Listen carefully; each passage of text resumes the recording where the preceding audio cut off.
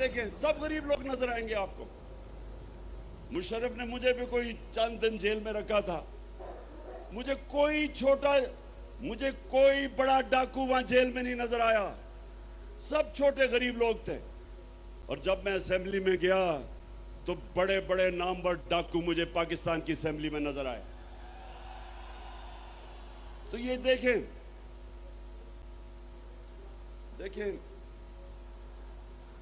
मैंने सारी दुनिया देखी, शायद ही किसी को अल्लाह ने इतना मौका दिया हो कि उसने मगरिब में भी टाइम गुजारा, उनका सिस्टम देखा, क्रिकेट की वजह से सारी दुनिया के तकरीबन मुल्क देखे, सब दुनिया देखी मैंने। मैं आज आप सबको देखें, मेरे सरगोदा यूनिवर्सिटी के नौजवानों, गौर से मेरी बात सुनो। सारी दुनिया में जो मुल्क खुशहाल हैं, जितने भी मुल्क खुशहाल हैं, सारे मुल्क जो खुशहाल हैं वहां इंसाफ का निजाम है, वहां रूल ऑफ लॉ है, वहां कानून की हुक्मरानी है। और जितने मुल्क गरीब हैं, वसाइल के बावजूद, नाइजीरिया तेल के जखीरे पे बैठा, सबसे ज्यादा तेल अफ्रीका के अंदर नाइजीरिया में है। साउथ अफ्रीका में वेनेजुएला, सबसे ज्यादा साउथ अमेरिका में जो तेल है वो वेनेजुएला में है। वेनेजुएला से बेचारे लोग नौकरियां ढूंढने के लिए मर मर के दूसरे मुल्कों में जाते हैं, गुर्बत है। नाइजीरिया गुर्बत की इंतहा है। क्या वजह है? स्विट्जरलैंड, कोई वसाइल ही नहीं है स्विट्जरलैंड में।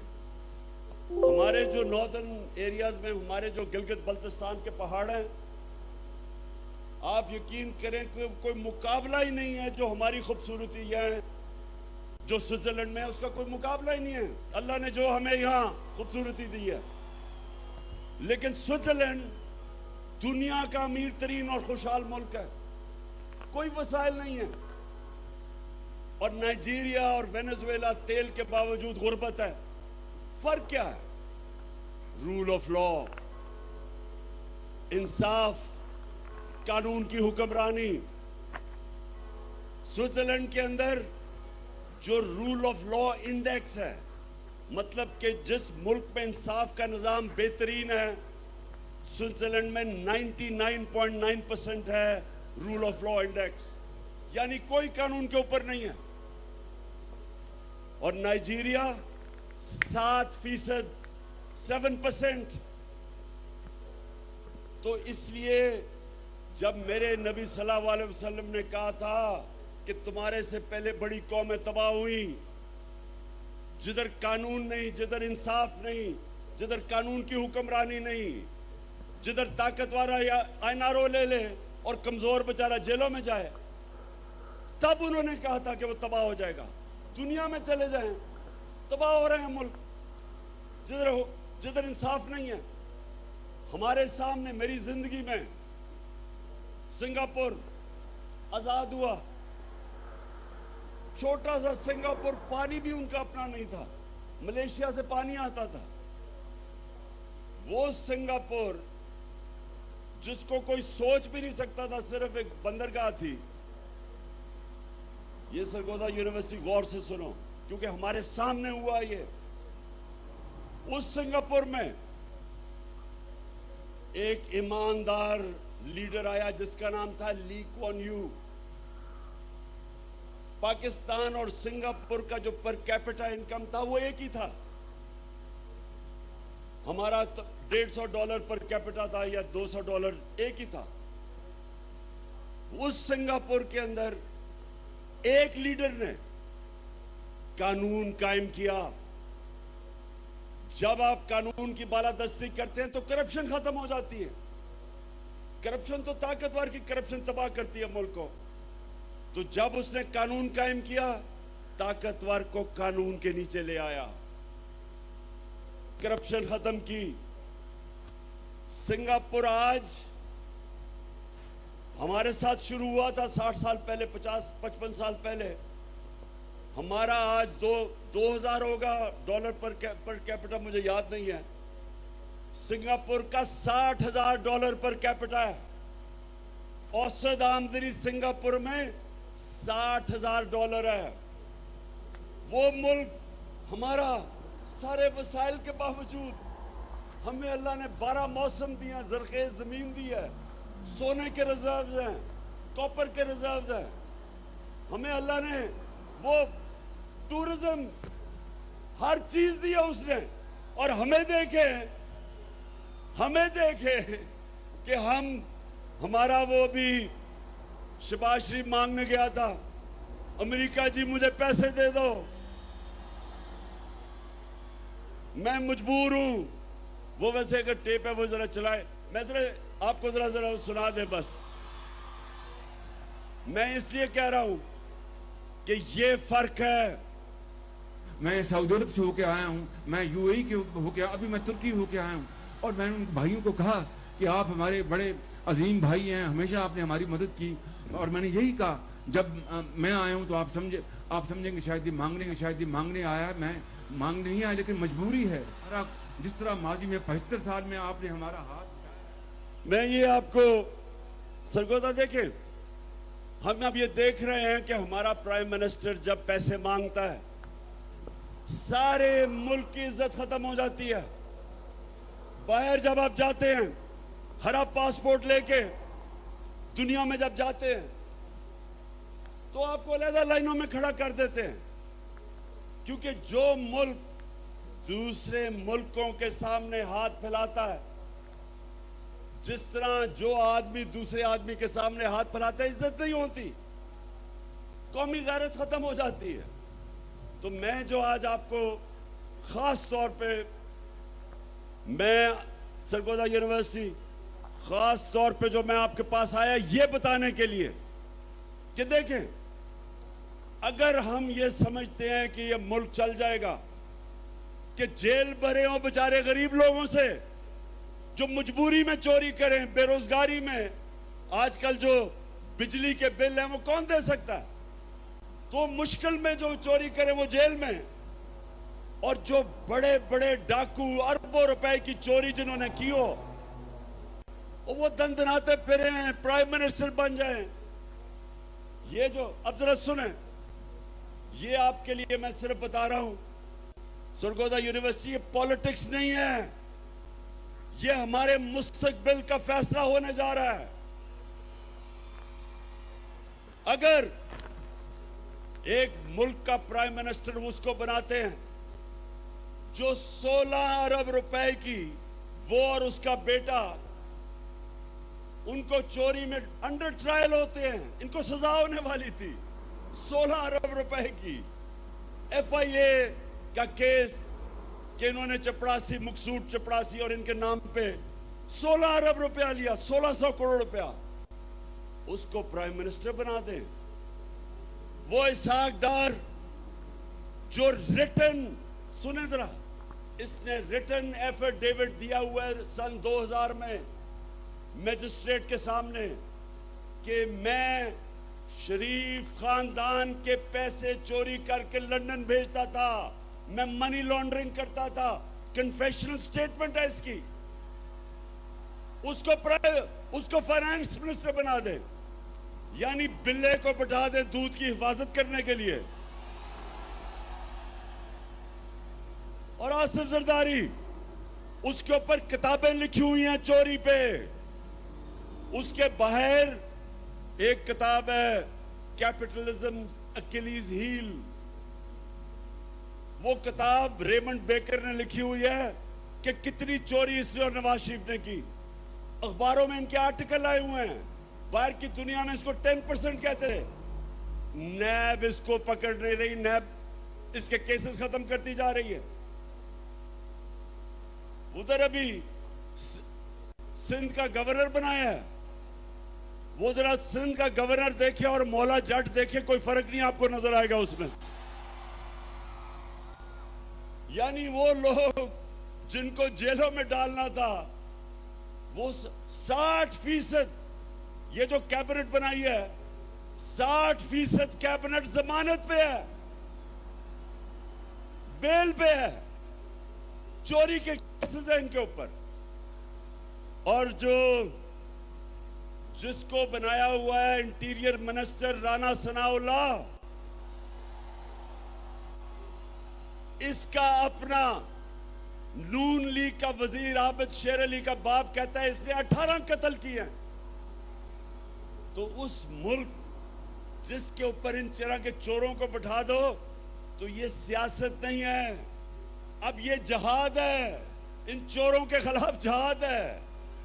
और ये नौजवानों ये याद रखें कि एरिस्टोटल ने तो कहा था 2500 साल पहले, लेकिन अल्लाह ने कुरान में हमें हुक्म दिया है,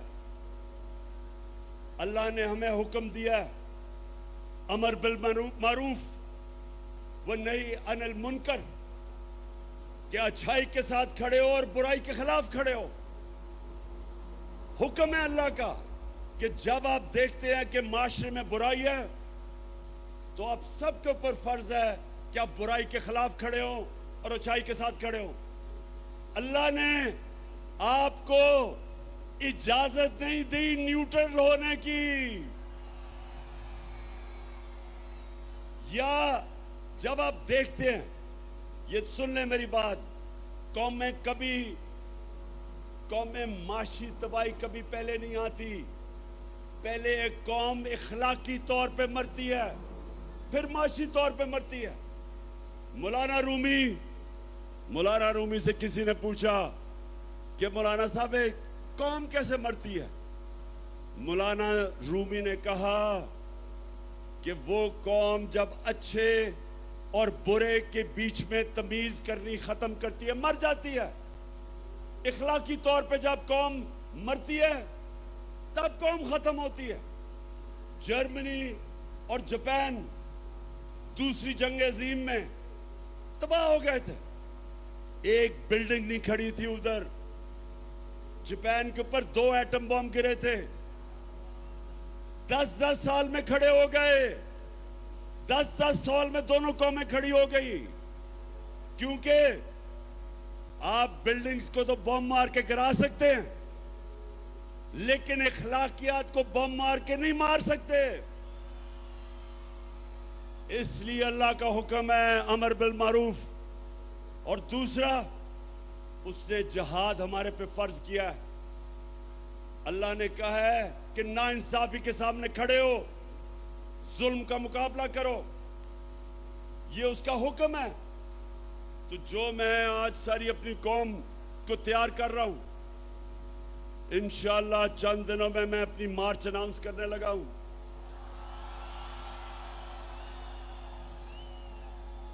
और ये सियासत नहीं है, ये मेरे मुल्क के लिए हकीकी आजादी की जहाद है।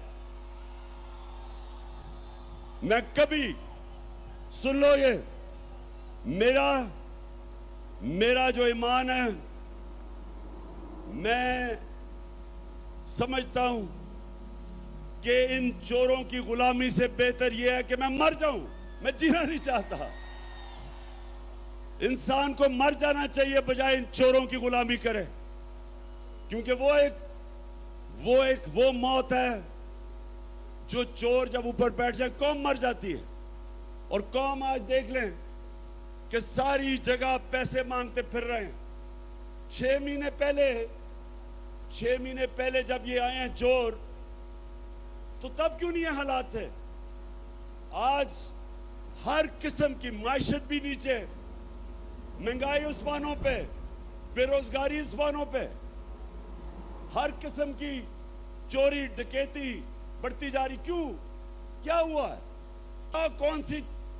कौन सी क़यामत आई 6 महीने में कि मुल्क के ये हालात हो गए? किसी मुल्क पे भी आप चोर ऊपर मुसल्लत कर दे, मुल्क तबाह हो जाएगा। आपको दुश्मनों की जरूरत नहीं है। और हम आज सारी कौम एक तरफ खड़ी हो गई है, और ये जो चोर है ये एक तरफ खड़े हो गए हैं। कौम इधर है, चोर इधर है। जब इलेक्शन होती है हम हार जाते हैं, अपने अंपायर खड़े करके भी हार जाते हैं। और मेरा ये चैलेंज है, मेरा सरगोदा यूनिवर्सिटी आखिरी 2 बातें करने लगा हूं आपसे। देखें, अब आखिरी 2 बातें। एक आप सब ने मेरे से वादा करना है। अभी नहीं, बात तो करें। आपने सब ने हाथ उठा के एक मेरे से वादा करना है कि आप सब हमेशा जुल्म और नाइंसाफी के सामने जिहाद करेंगे, झुकेंगे नहीं। और दूसरा, सरगोदा यूनिवर्सिटी, दूसरी बात, मैं आप सबको पता होना चाहिए कि आप अल्लाह की सबसे अजीम मखलूक हैं, अशरफुल मखलूकात।